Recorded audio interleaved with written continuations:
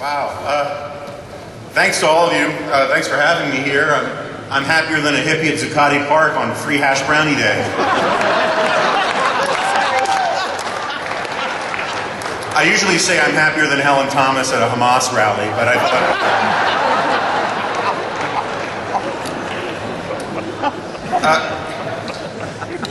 one of the constant themes of the Obama presidency is how we need to compete with China. We hear this constantly. He's constantly on the stump saying that we need to build highways and bridges like they are in China. We need to build airports like they are in China.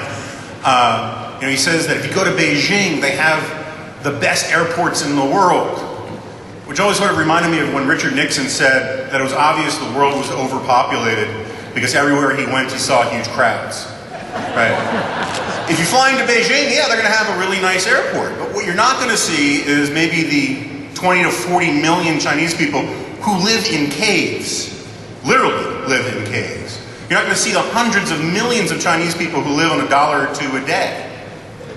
And yet what we constantly hear from Barack Obama and from Democrats like Nancy Pelosi and Harry Reid is that we need to be like China and make these investments and spend all of this money because we don't have the infrastructure that they do. They have these wonderful windmills and this miraculous new sort of shovel-ready technology that converts unicorn poop into clean, renewable energy and all this kind of thing. And what they leave out is the reason why China is building a lot of these things is because they don't have them. We have 10 times the number of airports that China does.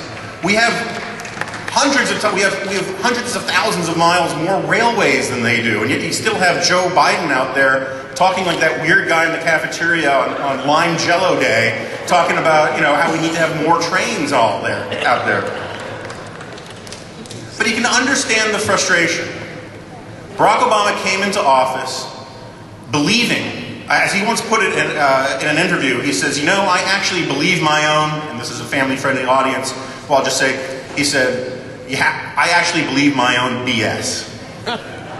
And he does. At the time, in 2008, he came into office, and he believed that we were on the cusp of not just, a liberal Ronald Reagan or a New Deal, but at the dawn of this brand new progressive era. Right? That's what everyone said. That's what everyone expected.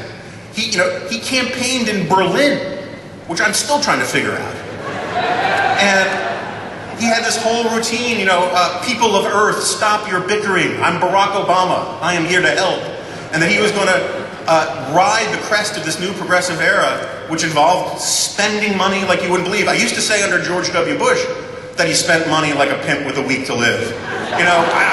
I'm out of adjectives for the way these guys are spending money. But President Obama wasn't alone, right? Everybody said this is the dawn of the new progressive era. In 2008, 3 years ago, I used to give talks to free market groups like you guys, Tea Party groups, Americans for Prosperity type groups. And when I would talk about limited government and free enterprise, I felt like I was talking to, Civil War reenactors or attendees of a Klingon wedding.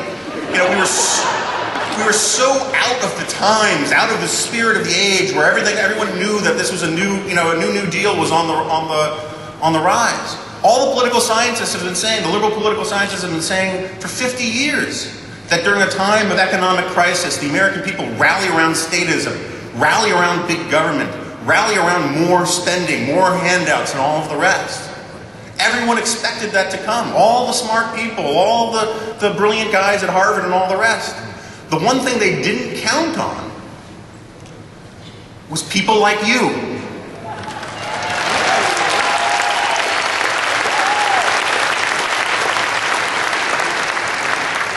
The Tea Parties and groups like Americans for Prosperity and other like-minded people, they came out of nowhere. None of the models predicted that you would have this mass populist movement demanding less from government, not more from government.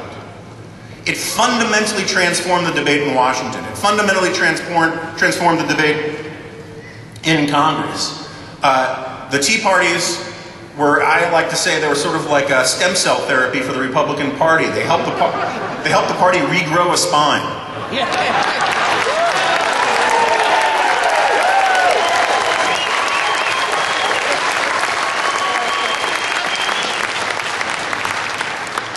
progressives, they constantly say, Barack Obama says this all the time, they constantly say that they love America, they care about America, they want what's best for America, they just want to fundamentally transform it. And so the gentleman in the room, I suggest you try this out at home. Go to your wife and say, hey honey, I love you dearly, I love you with all my heart, I just want to fundamentally transform you. My sense is that she won't have a great reaction to it. But that's also the spirit of the Occupy Wall Street crowd, right? Their whole idea is they say, now, have you noticed now all of a sudden dissent is the highest form of patriotism again? Under Bush, dissent was the highest form of patriotism. Then under Obama, dissent all of a sudden became the lowest form of racism. And now we have Occupy Wall Street, so you're allowed to dissent again. It seems that the only permissible dissent is always from the left for some reason. It's kind of surprising. But the Occupy Wall Street crowd has the same sort of mindset. They say, we want what's best for America, we want what's great for America, and there's really nothing wrong with America that making us more like Greece won't solve. It's that mindset down there. I mean, you go down there and you look at these people and you talk to them and all of the rest, and you don't want to interrupt them while they're recycling their own urine or whatever the hell they're doing, right? But they have this mindset about what America should be, and it's a really interesting mindset. You sometimes get the same feeling you get from them that when you talk to like a 12-year-old about how awesome it would be if Superman could fight the Hulk. Just the world they're describing is really interesting. It's just not a world that's grounded in Earth logic or anything like that. And that's putting aside the times where they're selling drugs or raping people and all that kind of thing. It's funny. I have spoken to a lot of Tea Party events around the country, and I brought my 7 and 8-year-old daughter at the time, to these things. And I remember in Racine, Wisconsin, my daughter worked the concession stand at a Tea Party rally. I wouldn't let my daughter within 10 miles of Zuccotti Park. And I think that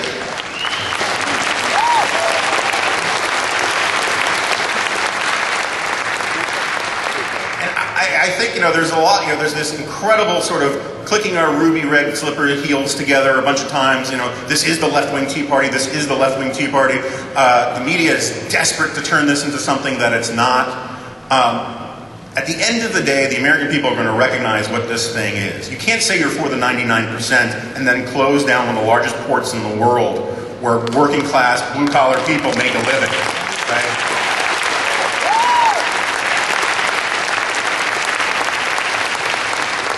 But they come from a mindset that constantly thinks that the reason you have poverty is because you're not spending enough money on poor people.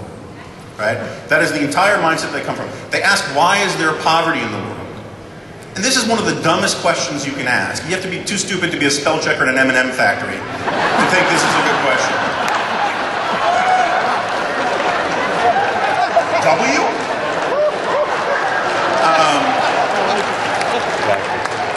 Write that one down.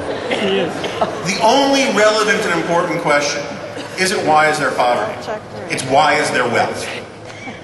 And there is only one system in human history that has reliably created wealth. The single greatest anti-poverty program in the history of humanity is this Lockean, Smithian, Anglo-American revolution that says we are sovereign individuals, that property rights matter, that trade and commerce is ennobling. And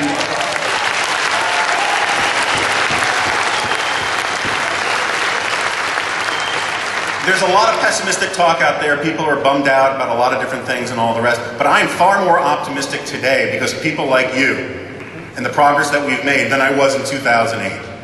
I think our best days are ahead of us.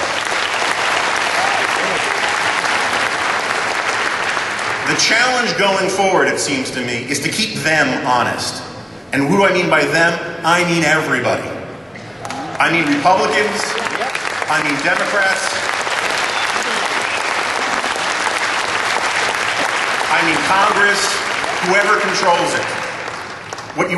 What you want is for people like John Boehner, who I think is an honorable and decent man, to have to go into a negotiation saying, hey, look, I would love to cut a deal with you guys, but these guys are crazy.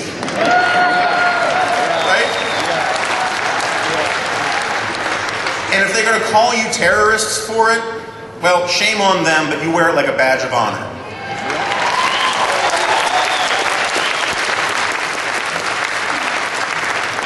So anyway, they only gave me 10 minutes today, and they told me I was supposed to be entertaining, uplifting, and insightful. I hope I check off at least one of those boxes.